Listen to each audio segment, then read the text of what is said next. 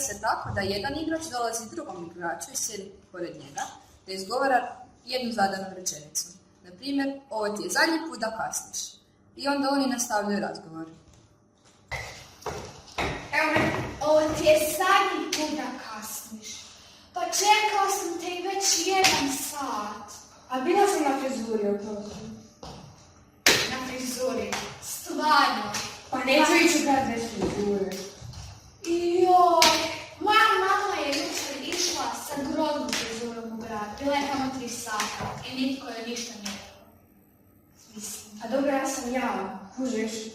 Šta da me neko sretnu? Joj, tebe je stvarno hvatio po pete. Ovo ti je zadnji put da kasniš.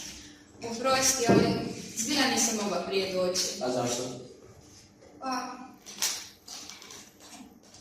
A ne mogu ti reći, to je preosobno nešto i ne mogu ti reći. Dobro, ali sljedeći put javno. Odaći jednu tajnu, ali moj nikome reći. Dobro, neću reći. Ko što si rekao prijašnju tajnu, još prijašnju. A dobro, to nije baš bila neka tajna, to smo svi mogli znati. Ok, znači, znaš moju najbolju prijateljicu? Koju? Ovu sad... Svako sam, znam. Ona?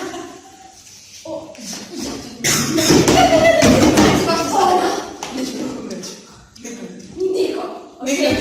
Samo šerat ćemo negdje na Instagramu. Ok, može. Dobro. Ona je meni rekla da se zaljubila.